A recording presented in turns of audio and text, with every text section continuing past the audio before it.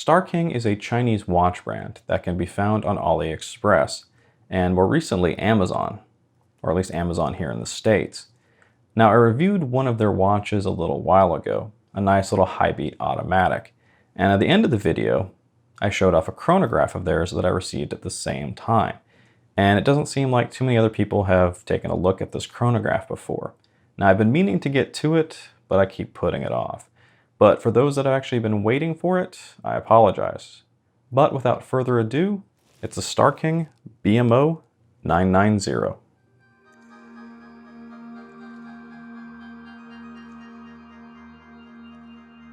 The BM0990 is an homage to the Piaget Polo S chronograph. The Polo S was introduced in 2016 as a luxury sport watch. Now, the Starking is of course a quartz chronograph compared to the Polo S being an automatic. The Starking Polo homages are new this year and come in 3 variants, all with color schemes emulating the original Polos: black, blue, and silver. Although interestingly, the silver Starking has a blue second hand, compared to its original being in silver. Now, I had a hard time picking between them, as all the pictures made them look gorgeous. But eventually, I decided on the silver model. Now, at the time, they were new, and they were priced at $22. But since then, the price has been raised closer to $30. Although interestingly, these have found their way on Amazon, or at least they have in the US, and at the moment, those are around $18. But let's take a closer look.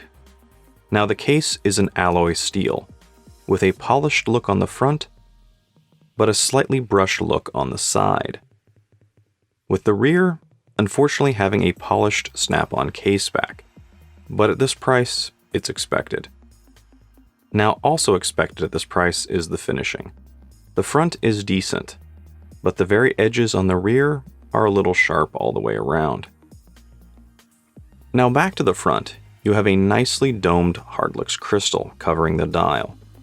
And interestingly, it's not a completely circular crystal, but has more of an octagonal shape, which can give it a very interesting distortion effect. But more on that later. Now, it has a beautiful octagonal or cushion-shaped dial in silver metallic. The main area of the dial has horizontal etched lines throughout, which go out to meet the applied hour indicators. The indicators are metallic with white lume, except for the ones at the 3, 6, and 9 o'clock positions, which are more of a triangular shaped, which also includes the larger triangle at the 12 o'clock, which adds a rather pleasing element of symmetry, at least to my eyes. Beyond the indicators is a train track chapter ring with Arabic numerals every 5. These are painted on, but this is also where the horizontal etching stops, which I think gives it a very nice framing effect on the main dial. Now, since this is a chrono, there are of course 2 subdials. The 3 o'clock subdial is for 24 hours, and the 9 is for minutes elapsed. The subdials themselves have a circular etching emitting from the silver hands, but are then framed with a silver plate before it hits the horizontal etching, and the plate that's framing them is the same octagonal shape as the crystal, which is an absolutely beautiful touch. Now, Starking doesn't really deserve the credit on this one, as the design is borrowed from the original, but I can see why people admire it so much. Now, at the 12 o'clock position is the Starking name and logo in black. They're not too big or too small. At the 6 o'clock, you have the phrase of chronograph, followed by the date window, which I will say, I really appreciate that it's framed rather than just a cutout. Although if you haven't noticed, the date doesn't quite line up with the window. They really did go the extra mile in making this dial, so the low cost is actually very surprising. Albeit, the futuristic design may not be for everyone. Now the hands are sword-shaped metallic silver with white lume, and the second's hand is a brilliant dark metallic blue. And if you haven't figured it out already, the second's hand is for the chronograph, so there is no second's hand for time. Now, one thing to note on the crystal. As I said, it's more octagonal than round, which gives it some interesting distortion abilities, such that when you tilt the watch around, you can almost visually see the hands shift back and forth because of it. Now, while I think the second hand is a little misaligned, the distortion makes it very difficult to tell. If I look at it at one angle, it looks completely off, and another, it looks perfect. And as it travels around the dial, some of the indices it lines up perfectly, and others it's completely off. Now on the right side are the typical Chrono Pushers at 2 and 4. And while there is no real tactile feedback when you engage them, they do feel decent when you push them in, not squishy as I've experienced with other chronos. Now at the 3 is a signed crown. It's a decent size with a nice gear-like cutout around it, giving you a very nice tactile traction when you turn it. But that also leads to the first and the second biggest criticism I have of this watch. The movement turns and adjusts fine, but it's a little sloppy, and it's very difficult to push the crown in without affecting the time that you set. You almost have to put it about 30 seconds behind and expect it to jump forward while setting it. And if you're OCD, it will drive you crazy trying to get it just right. Although at some point, you're going to realize that without a second hand, you're never going to have it perfectly set anyways. So you just have to settle for good enough. Although it is a bit disappointing when you consider how much effort went into that dial. But then again, at this price, something has to give. As for the lume, well, it's there. The hands are okay, but don't last very long. A nice touch is that there is lume on the hour indicators, but they are barely visible. So I would say an A for effort, but C- for execution. As for the bracelet, well, it's a mixed bag. First off, it's folded, but it has a decent weight and feel to it, and once you have it sized, it actually wears fairly well. It looks brilliant with two-toned polished and brushed links, along with vertical lines running down the middle of them. And it also has a signed push-button clasp that feels pretty good. But with all that going for it, I have to say that I hate this bracelet so much. And it's my biggest complaint about this watch. And it's not that it's a little bit of a hair ripper, which it is. It's the fact that it utilizes what I think are called L-shaped pins, which if you look at the back of the links, you can see an arrow.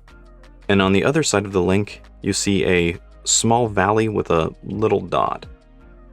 And basically, you need to use something to push against that dot, and a bit of brute force to push it out. And the pins on this particular bracelet were a pain in the ass. Now the idea of the L-link bracelet is not that bad. The problem is more that the little hole you have to work with is about 2 by 1.5 millimeters. So you need something small, but still sturdy. And most of the stuff I had wouldn't fit in there.